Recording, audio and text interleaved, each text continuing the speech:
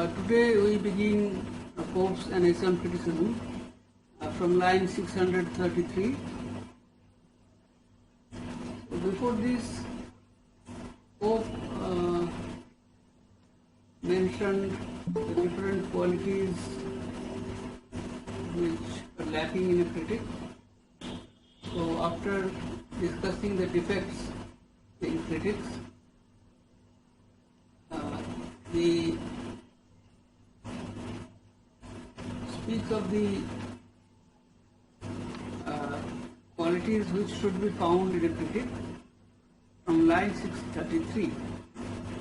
But where is the man who counsel can bestow, still pleased to teach, and yet not proud to know?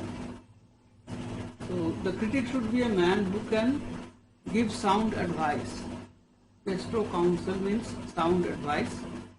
About what? About how to write good poetry. He is pleased to teach, but he is not proud of his knowledge. So we see that a critic's function here is looked upon as essentially a didactic function to teach poets about how to write good poetry, unbiased or by favor or by spite, not duly prepossessed. So this ideal critic would be unbiased. He won't be prepossessed by favor or spite, not dully prepossessed. So dull is the opposite, dullness is the opposite of wit. So as wit has different meanings, but the ordinary meaning is intelligence. So here dully means stupidly. One who is not stupidly prepossessed by some bias or blindly right. So a critic should not be blindly right, that is accidentally saying the right thing. He should have full knowledge. Though learned, well-bred, and the well-bred sincere. So very interesting way of putting things. Though learned, well-bred, as if there is an opposition between learning and well-bred. So if somebody is learned, he may not be well-bred, but the critic must be both learned and well-bred. And though well-bred, sincere, one who is well-bred may not be sincere, but the critic must have all these qualities. Modestly bold and humanly severe. So this is oxymoron. Contrary words put side by side. Modestly bold. Bold is the opposite of modest.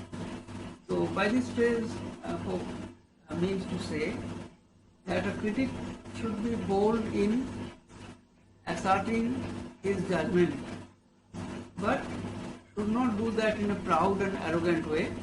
He should do it in a modest and humble way. Humanly severe. A critic should be severe when there are mistakes in writing, but at the same time he should be humane to the writer. He should not be too harsh. Who to a friend his faults can freely show, and gladly praise the merit of a foe. So a critic is so unbiased that he won't flatter his fault, but he would freely show the faults even if the writer is his friend. Similarly, even if the writer is his enemy, he should be able to praise him if the writing is good, which means that personal equation, friendship or hostility should not come into the judgment of the work of art by a writer. Blessed with a taste exact. Now I told you that taste was a word in the 18th century which meant a sophisticated appreciation of artistic works. So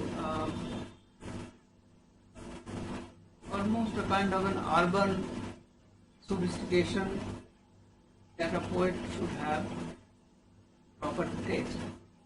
It was very necessary. So,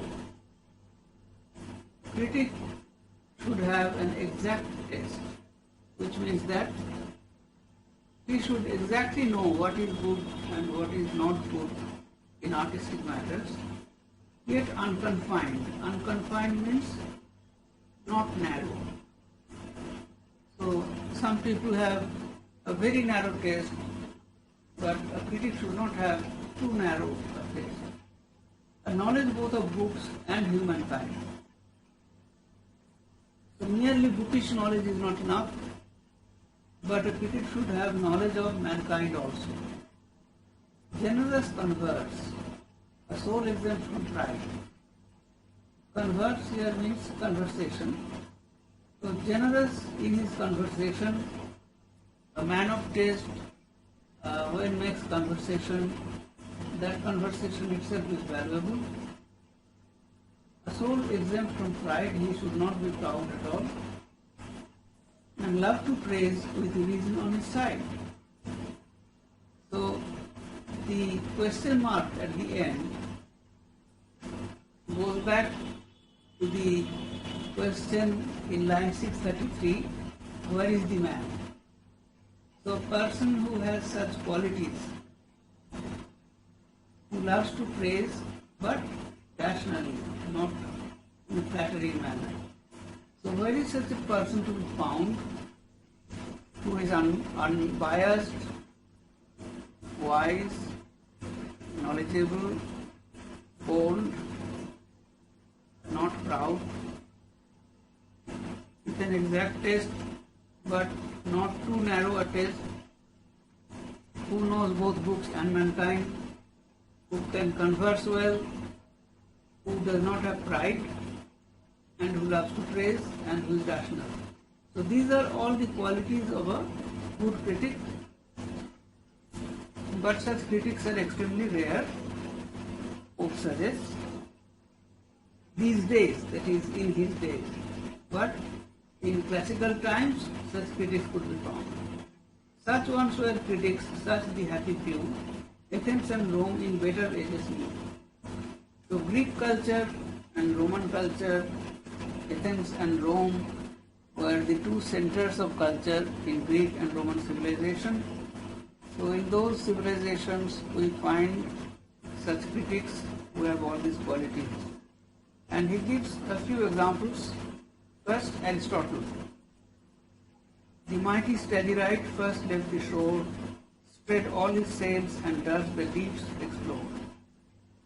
Aristotle was believed to be born in Stagiria, so he is called Stagirite. So he left the shore. Shore of what? Ignorance. And he set out on an ocean of knowledge, explored the deeps by spreading all his sails. So he investigated all knowledges as far as possible and went deep into them. He steered securely and discovered far, led by the light of the Neonian star. So here we have the image of navigation. So in ancient times, for navigation, the sailors would take the help of a star, the pole star or some such star. And Pope metaphorically says that Homer was the star for Aristotle. Meonian, Homer was believed to be born in Meonia. So Aristotle learnt about the qualities of poetry from Homer, and with that knowledge he went on to explore poetry and all other sciences and came to know about all other sciences. Poets a race long unconfined and free, still fond and proud of savage liberty. So very quickly Pope shifts his focus from a critic to a poet. So Homer is a poet, but Homer was like the teacher of all future poets and critics. Even Aristotle learned from him, and that is why Pope has to say a few words about poets, that poets, they are a race who has never been confined, they were never limited by a narrow taste or narrow knowledge. They were long unconfined, means they could roam freely from science to science, from knowledge to knowledge. And they were extremely proud of liberty. But notice Pope's use of savage liberty. So savage suggests primitive, that is ancient. So the kind of ancient liberty that was there in Homer's time was lost with the development of civilization. So they were fond and proud of this liberty which allowed them to roam free in all spheres. Received his laws and stood convinced it was fit who conquered nature should preside over it.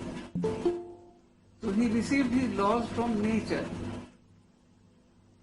So nature is the book that should first be read, and poets like Homer received his laws and stood convinced it was fit to conquer nature should preside over it. That is, one who has conquered nature in the sense knowledge, in the sense of knowledge. One who has acquired all knowledge of nature should preside over it, that is, should be the chiefmost writer. So Aristotle, following Homer, realized that knowledge of everything, knowledge of nature was important for being a true poet. Horace still charms with graceful negligence and without method talks us into sense. Will, like a friend, familiarly convey the truest notions in the easiest way. So after Aristotle, the next highest influence on writers was that of Horace. Horace, the Roman writer, who wrote Ars Poetica. But Horace's Ars Poetica is written in verse, unlike Aristotle's Poetics. Therefore, Horace's Ars Poetica is much more flowing, much more easy to navigate, and Aristotle's Poetics is full of critical terms, but in Horace it seems that everything is told in the manner of a story, and Pope calls it graceful negligence. So this negligence is deliberate and it is graceful, it attracts the reader. Therefore, Horace was the ideal writer of critical theory for 18th century England. But the immediate model was Boileau, the 17th century French writer, who also imitated Horace. And in this poem, Pope is imitating both Boileau and Horace and writing in verse about critical theory. It appears that Horace does not have method, but he talks us into sense. His free-flowing poem attracts us more. Will, like a friend, familiarly convey the truest notions in the easiest way. So just like a friend chats with his friend and teaches him the important lessons, similarly Horace conveys all the important knowledge about poetry in a friendly way, as if he is chatting in an easy manner. He who supreme in judgment as in wit might boldly censor as he boldly read. So one who is excellent in judgment and in intelligence should be able to also censor a writer boldly. So it is the task of the critic to criticize the writer where he goes wrong. The critic should not be afraid of anything, but should be able to assert his judgment. So one who can write boldly can also censor boldly. It is judge others boldly. However, boldly does not mean arrogantly. So Pope modifies it by saying, yet judge with coolness, though he sung with fire. His precepts teach but what his works inspire. So the works of Horace, his odes and other poems that he wrote, how he wrote his poems, his theory, that is Ars Poetica, teaches us the same thing. Our critics take a contrary extreme. They judge with fury, but they write with phlegm. So, phlegm, the word is actually, in modern spelling, phlegm, from which we have phlegmatic. So, it is one of the four humors. So, phlegmatic, one who is phlegmatic has a cold humor. So Pope says that instead of writing in a fiery manner, as Horace did, modern critics, they write with phlegm. They write in a cold manner, but they judge with fury. So they are too harsh in judgment, but their own writing is very cold. Not suffers Horace more in wrong translations by wits than critics in as wrong quotations.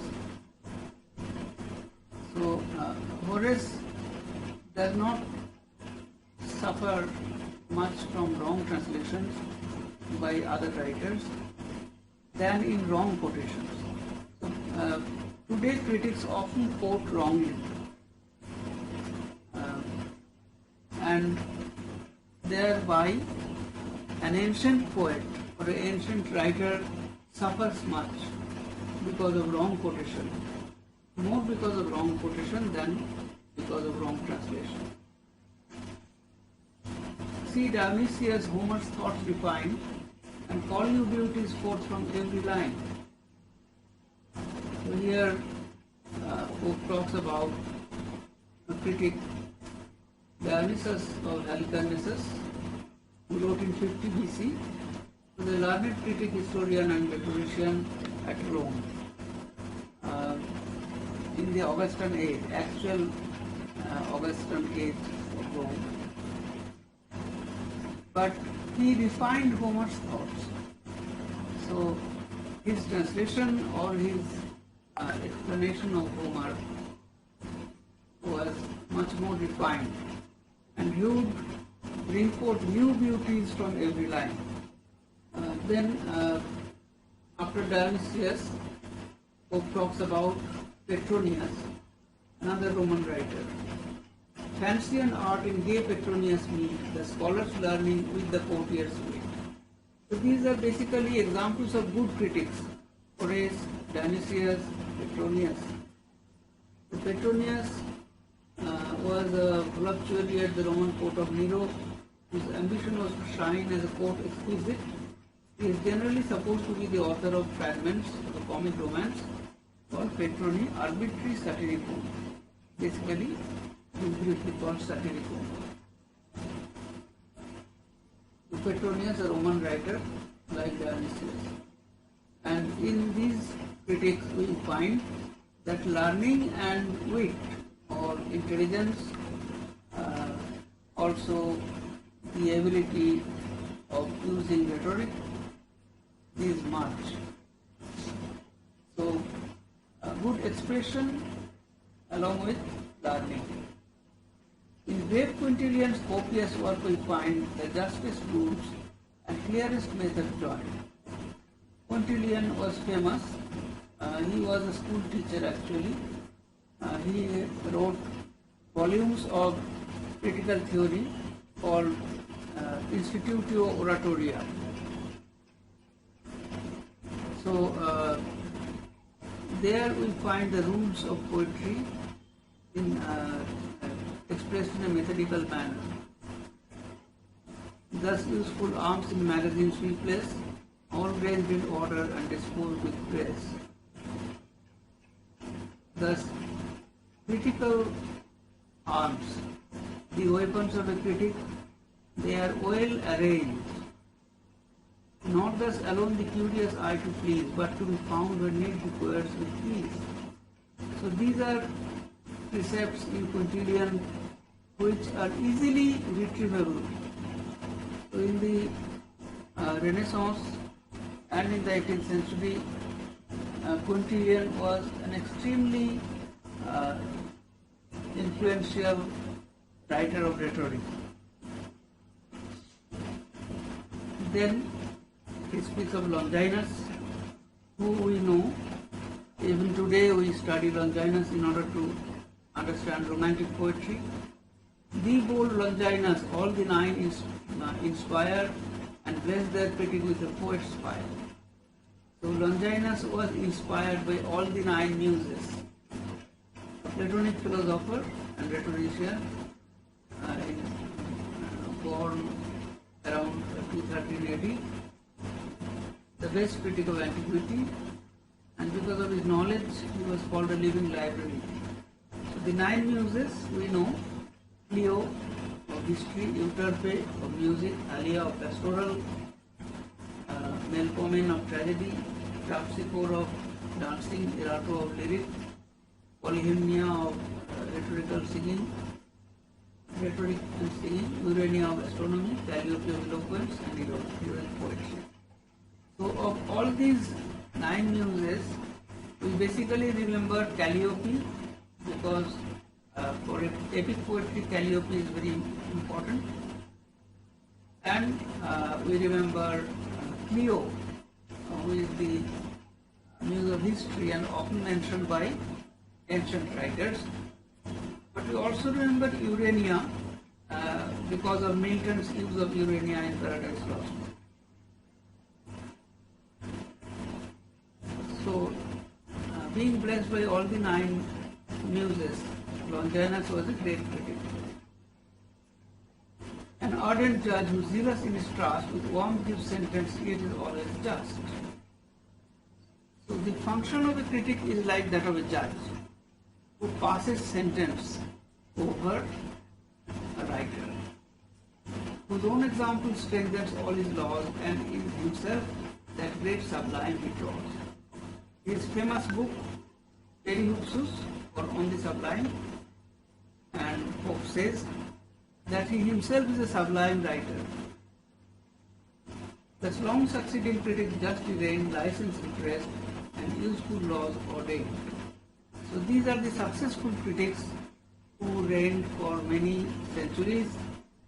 They brought into operation useful laws of writing poetry and repressed license, that is, violation of grammar, violation of rules. Learning and Rome alike in empire grew, and art still followed wherever it is true. The idea is that the Roman Empire was also a center of learning, and the eagle was the symbol of the empire. So wherever the eagles flew, that is, wherever Romans conquered, wherever Romans went, they also brought with them their culture, their poetry. With tyranny then superstition joined, as that the body, this enslaved the mind. From the same foes at last, both felt their doom, and the same age saw learning fall and Rome. Rome actually is pronounced here like room, through rhyme with doom. Pope says that when the Roman Empire fell by the attack of his enemies, who were, we know, Goths, Vandals and other Saxonic tribes, who attacked and plundered Rome. So as the Roman Empire fell, learning also fell. So now tyranny and superstition joined hands. So Rome was not a tyranny. It was not ruled by a tyrant or one emperor. It was ruled by a triumvirate or three rulers. But now tyranny and superstition came to power, and as tyranny rules over the body of people, superstition enslaved the mind. Much was believed but little understood, and to be dull was construed to be good. Therefore, the overall standard of learning fell, and people now did not understand much, and those who were dull or stupid, they were considered to be good.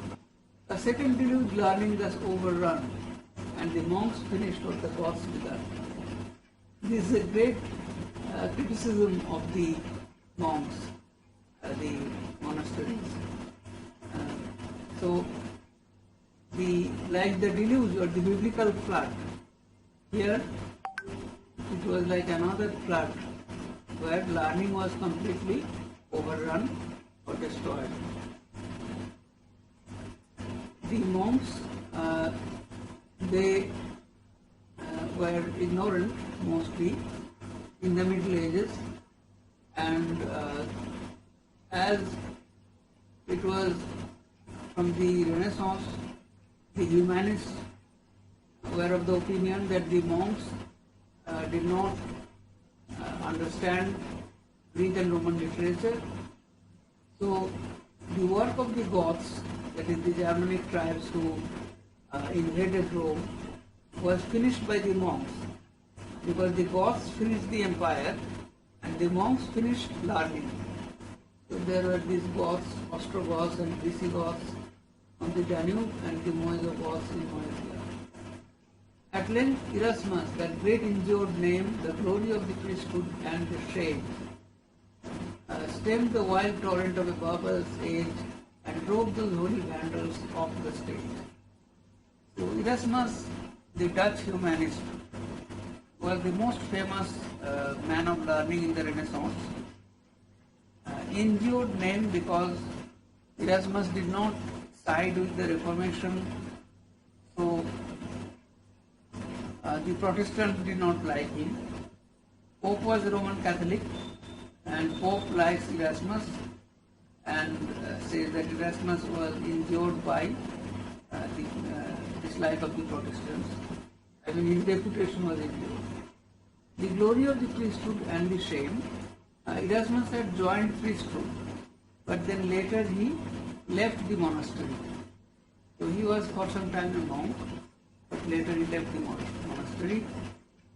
So he was both the glory as well as the shame, and he stemmed the wild torrent of barbarous age. This is the typical Renaissance point of view or humanist point of view, that medieval literature and learning was barbarous, and the humanists civilized it by reviving the study of classical literature. However, today scholars no longer agree with this view, but Pope also represents this conventional view. So the Vandals were a race of European barbarians who appeared in the south of the Baltic. They overran Gaul, Spain and Italy and plundered Rome in 455. And the Vandals had destroyed many beautiful sculptures in Rome, from where we still use the term vandalism to suggest that any good thing is not understood by somebody and destroyed. That is still called vandalism. But see, its muse in Leo's golden days was starts from a trance and trims her with the pace. So Leo X was a great ruler, and he was a scholar also who encouraged learning and art. So from his time, each muse again started from her trance, means was revived, and trims her withered base, that is the laurels. Muses were supposed to wear laurel crowns. So they started refashioning them once again. In other words, culture once again was revived. Rome's ancient genius over its ruin spread, shakes off the dust and rears his reverend head. Basically, this is the Renaissance that Pope is talking about. So Pope is here giving us a brief synopsis of the cultural history of the West. So how Roman culture, the civilization of Greece and Rome, how they were overrun or how they were forgotten and destroyed by the Goths and Vandals, and then how in the Renaissance once again people became aware of these cultures and learning was revived. So Leo X was, as you can see, a 16th century. When sculpture and her sister arts revived, stones leave to form and rocks begin to live. So sculpture once again came alive or began to be practiced. With sweeter notes its rising temple rung, Raphael painted and Vita sung. Raphael was a great painter of the 16th century, an Italian painter. And Vida was also a poet patronized by Leo. He was actually Spanish. He was the son of four parents at Cremona, Italy. Which therefore the poet says will be next in fame to Mantua, the birthplace of virtue. So Vida was a great poet and writer. Immortal Vida, on whose honored brow the poet's bays and critic's ivy glow. So bays, bay leaves were used to make crowns of poets. So when we use the concept of a poet laureate, we mean a poet who is decorated with bay leaves. So Vida was a good poet as well as a great critic. Cremona now shall ever boast thy name as next in place to Mantua, next in fame. So like Virgil's birthplace Mantua, Cremona will now be famous because of Vida. But soon by impious arms from Latium chased, their ancient bounds the banished muses passed. The muses who were banished from Greece and Rome, Latium, Latin countries, they were chased by impious arms, that is the barbaric tribes. They passed to other countries.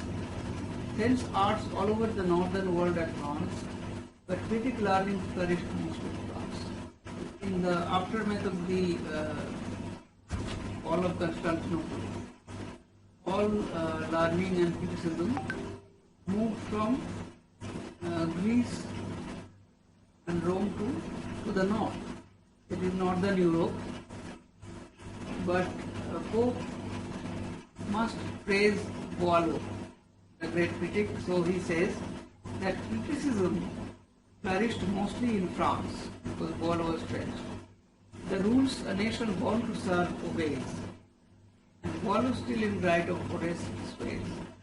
Now here again we see Pope is making a distinction between the French and the English. Now, though the French were great writers of classical literature following all the rules,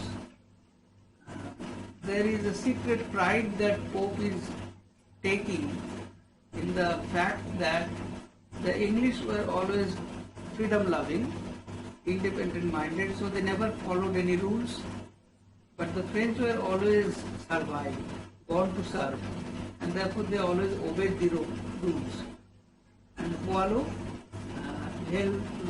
reigned like Horace by writing his book Ars Poetica, which is an imitation of Horace's Ars Poetica.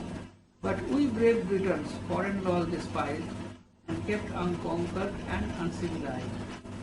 So it is difficult to understand whether Pope is actually praising the English. This might also be a veiled criticism, because Pope was after all Augustan and loved the rules of poetry, of neoclassical poetry. So he said that the Britons despised foreign laws and they were not conquered. They remained unconquered and uncivilized. Fierce for the liberties of wit and bold, we still defied the Romans as of old. Now, there is no doubt that on the one hand Pope is praising their love of freedom, but on the other hand he is calling the English uncivilized. So that is not a good thing to say. Therefore, we may say that there is a veiled criticism of the English. So the English defied the Romans. Yet some of them were among the sounder few of those who less presumed and better knew. So some English critics were there who fortunately knew better and understood the arts of classical poetry. And then Pope goes on to talk about some of these English critics, neoclassical critics, who should be praised. So the first poet, the first critic that Pope praises here, is of course, I think, is Dryden, who does assert the juster ancient cause and here restored wit's fundamental laws. So here, according to the editor, these two lines refer to the Duke of Buckingham, who wrote an essay on poetry that was praised by Dryden and Dr. Clark. So the Duke of Buckingham was a critic who asserted the ancient cause or ancient laws of writing poetry. So the fundamental laws of wit means the laws of writing poetry. Such was the muse whose rules and practice tell nature's chief masterpiece is writing well. So if one followed the rules and practiced them, then good writing would be possible. And this good writing is also natural or nature's chief masterpiece. The next critic that Pope praises is Roscommon. Such was Roscommon, not more learned than good, with manners generous as his noble blood. Roscommon, the Earl of Roscommon, who has the honor to be the first critic who praised Milton's Paradise Lost. So we notice that Pope refers to mostly noblemen, and I suppose that this is also a kind of flattery which was very important in this time to get patronage. So Pope would not get anything by praising Dryden or Dr. Samuel Byrne, but by praising these noblemen, he might have some advantage or he might get some patronage. So he praises the Duke of Buckingham, then he praises the Earl of Roscommon. To him the wit of Greece and Rome was known, and every author's merit but his own. So he knew classical literature very well, and he did not know his own merit, which means that he was humble, he was not proud. And another poet is mentioned here who is not famous, but maybe Pope learned something from him. So Walsh, an indifferent writer to whom Pope owed a good deal. Such late was Walsh, the muse's judge and friend, who justly knew to blame or to commend. So by the time Pope is writing, Walsh is dead. But Pope probably learned a lot from him, and that is why he is grateful to him, and he is remembering his dead friend. And he calls him the muse's judge and friend, who knew how to blame or to praise. Commend means praise. So these are examples of good critics who followed the law of criticism, the principles of criticism according to the classical rules. The failings mild but zealous for desert, the clearest head and the sincerest heart. He also had mild failings, but he was zealous or enthusiastic for desert. Desert here means what one deserves. That is one's work. Zealous for desert, that means he would praise somebody who has some merit. The clearest head, the sincerest heart. This critic had Walsh. This humble praise lamented shade received. This praise at least a grateful muse may give. So since Walsh is dead, so Pope says that he is a shade or spirit who is lamented because he is not alive. He tells him, please receive this praise. The muse whose early voice you taught to sing described her heights and pruned her tender wing. So here Pope is talking about his muse. So how Pope himself was trained by Walsh. So he says that you taught how to sing, you pruned her tender wing, that is, you taught me how to write. Her guide now lost, no more attempts to rise, but in low numbers, short excursion strides. So now that Walsh is no more, Pope does not dare to write great epics, but writing shorter poems.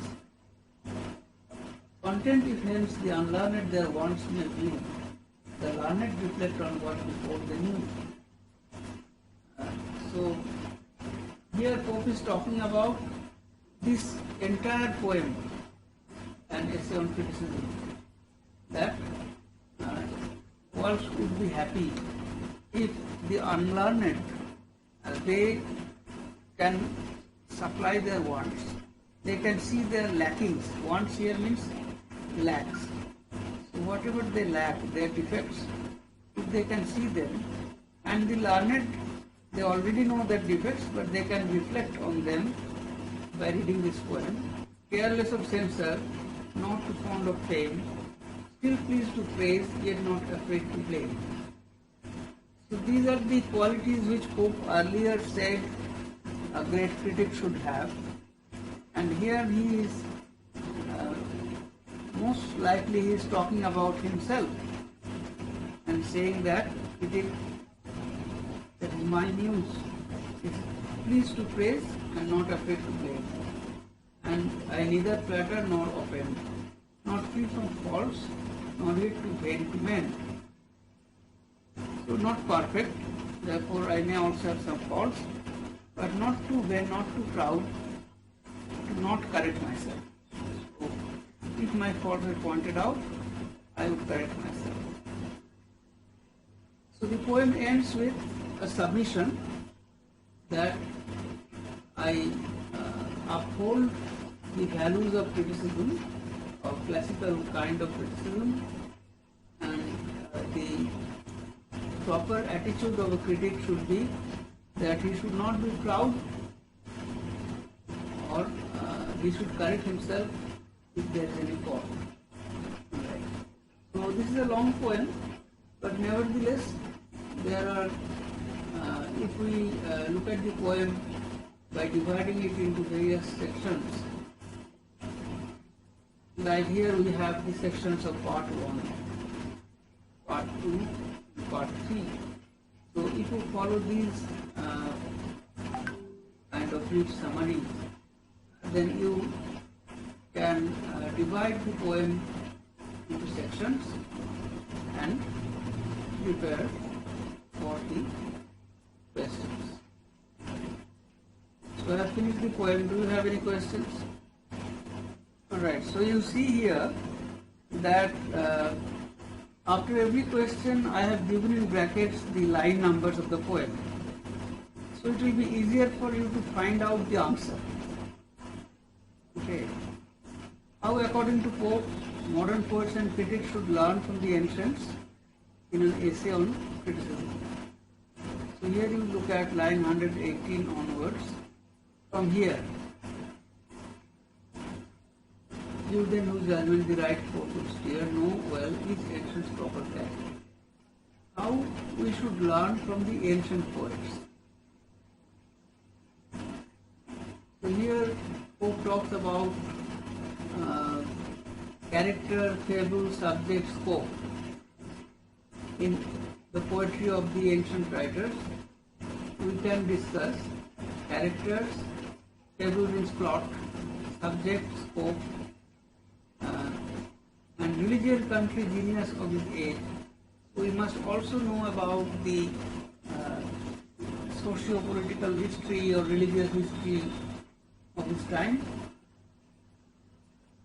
and which poets we should read in order to learn from the ancients.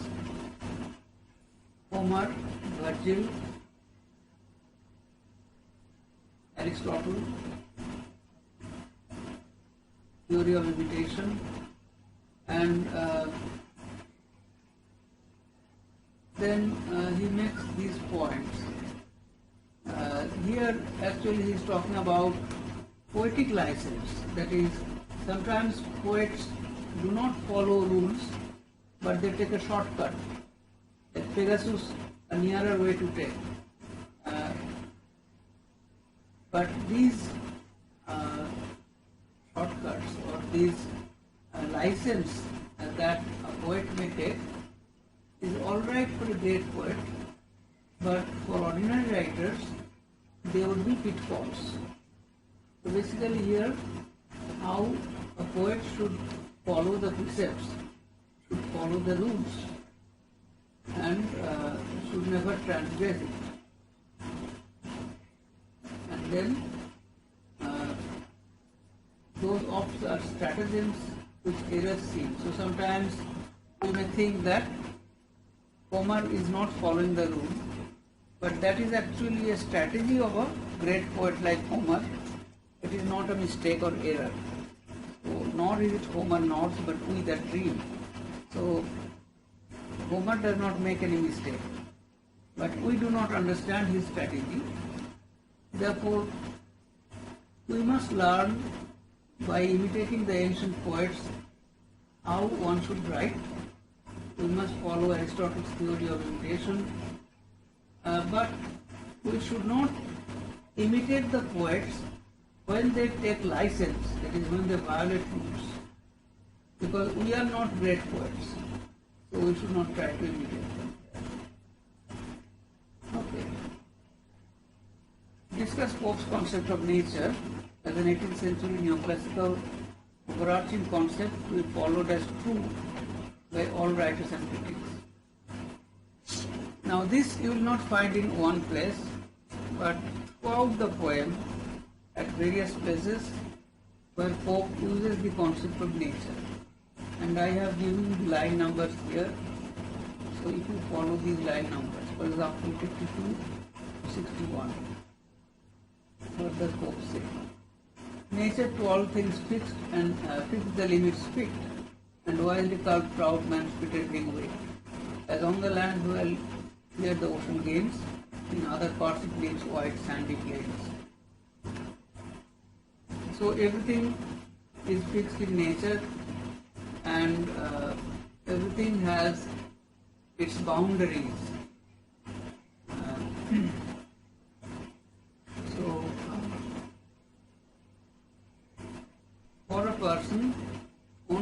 discipline is enough,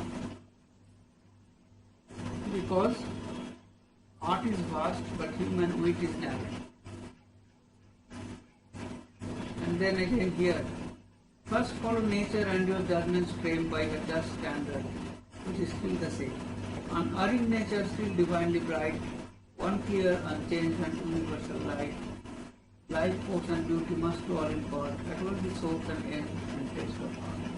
So nature, the concept of nature for the 18th century was like a standard by which to measure whether a poet writes truly or not. Which means that in the 18th century, which we call the Augustan age of English literature, there was no place for wild imagination.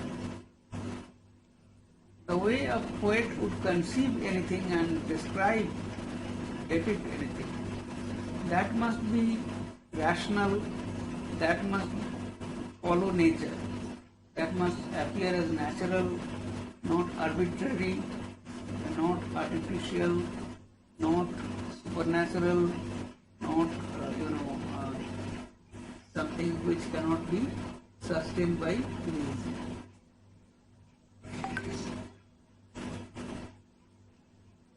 (132 to 134). Perhaps it seemed above the critic's law, and but from nature's fountain spawn to draw. But when to examine every part he came, nature and Homer were to be found the same. So here Pope is describing Virgil, and Virgil was a very great poet, and Pope begins with perhaps. So he was such a great poet, perhaps he could be above the critic. He won't be criticized by the critic, whatever he would write. And initially he did not want to follow naturally, but follow nature, but write something imaginary. But then when he read Homer, then he found that if you follow Homer, then you follow nature. Because Homer and nature was one, the same. Homer followed nature. So here again we have the praise of nature and how great poets like Homer and Virgil, they always follow nature. 99 to 300. True wit is nature to advantage dressed, what oft was thought but never so well expressed.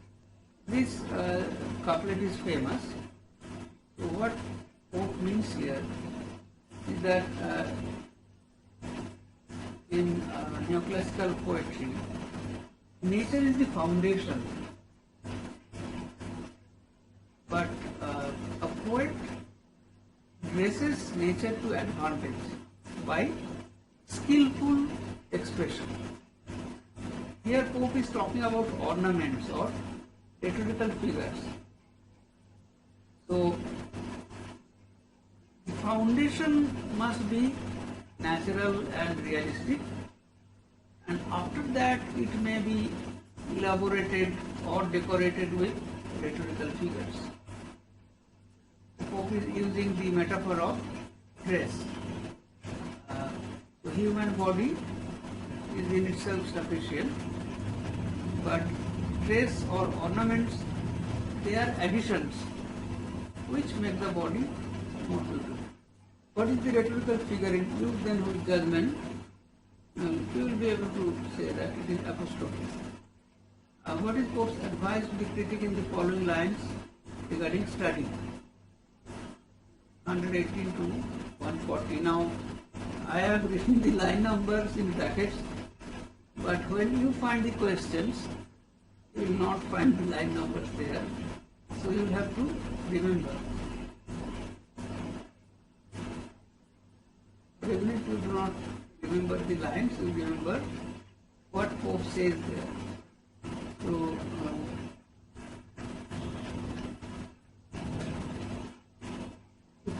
how should a critic follow the ancients?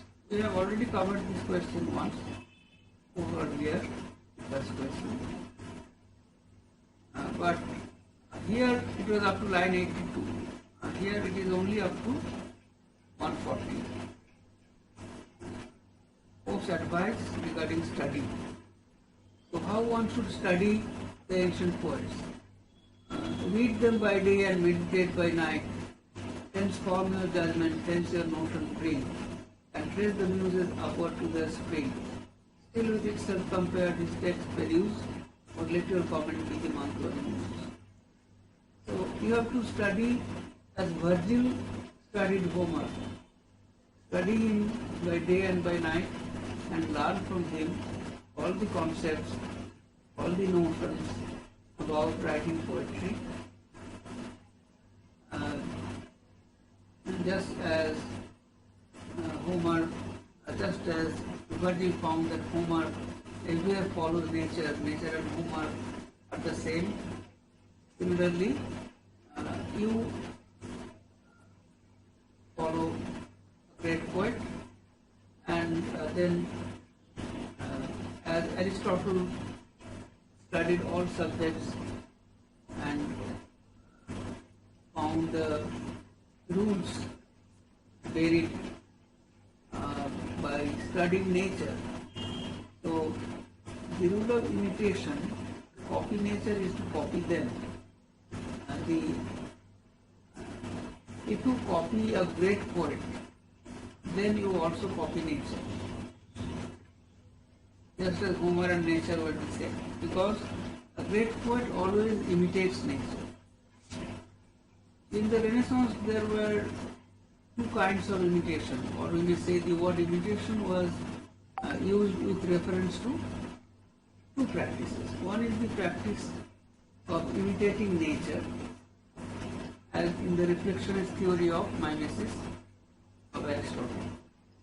Nature is reflected in literature.